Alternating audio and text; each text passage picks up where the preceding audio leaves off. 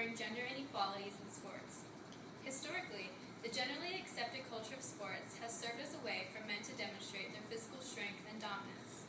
Oftentimes, women were, and in some cases still are, excluded from participating in certain athletic activities, which helps to emphasize the stereotypical delicate and frail nature of females. Despite the recent rise in female athletics, these exclusions and inequalities in the world of sports can make it difficult for women to become successful as their male counterparts.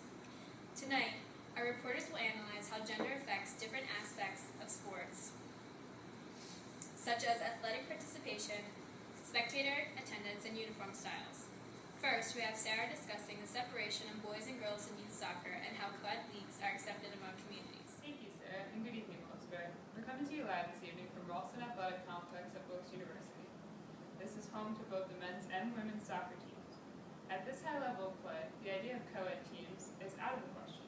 Although both teams play during the fall season, any crossover between the two teams is not allowed. But we all remember a time when we played recreational soccer as little kids. The teams were co-ed and it didn't matter. Youth soccer leagues in America abide by the Title IX gender equality law, which states that male versus female competition should be permitted prior to puberty. Before the kids hit puberty, there really is no physiological reason to separate the sexes in athletic competition. As they get older, and even still at their prepubescent age, the major concern in co-ed play is the difference in performance, size, and skill. The promoting of separation of the sexes to different teams and even different leagues, once boys have reached puberty, is encouraged that boys and girls play on separate teams because the physical differences will become too great. The gap between the sexes only grows larger as kids get older and the level of competition becomes more intense. By the time kids have reached high school and middle school, the idea of girls and boys playing on the same team has become almost taboo.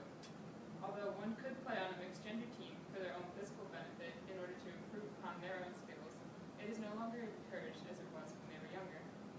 When they separate these kids after having played on mixed-gender teams for many years, we are only instilling more that it is not normal or expected behavior to play on mixed teams as they get older.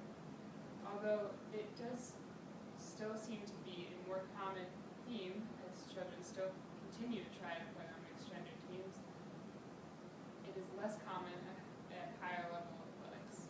So as coaches, athletes, and role models, we must ask ourselves if it's truly necessary and right to separate the sexes in athletics at a specific age, or would it be more beneficial to the youth athletes we are working with in order to allow them to choose the pathway in their career. I'm Sarah Herrera with Channel 6 News. Back to you, Sarah. Thank you, Sarah, for your insight on co-ed sports teams. Now over to Brianna at Blue Mountain High School. Thank you, Sarah, and hello to everyone tuning in tonight. I'm reporting live from Blue Mountain Area High School tonight, where they had a record number of fans turn out for a high school men's basketball game. Nearly 1,200 fans attended, bringing their enthusiasm and school spirit. Tonight's report isn't about the men's basketball team, though, but instead the women's basketball team, who had played yesterday against their rival school. You may ask yourself then, why is she reporting this tonight and not yesterday during their game? Well, this story just goes out to show the lack of number of fans attending women's sports events. Not just basketball, but all women's sports in general. These pictures were taken last night at the women's basketball game, and behind me are the exact bleachers those pictures were taken. Take notice of the number of individuals lacking in the first compared to the second.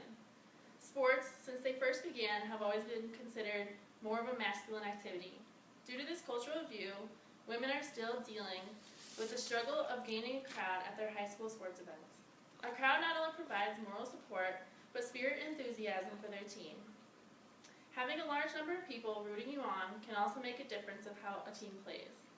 As you move up to the collegiate and professional levels as well, it is much easier and cheaper to get a seat at a women's basketball game compared to a men's basketball game, and you still see a lack of number at women's events than at men's.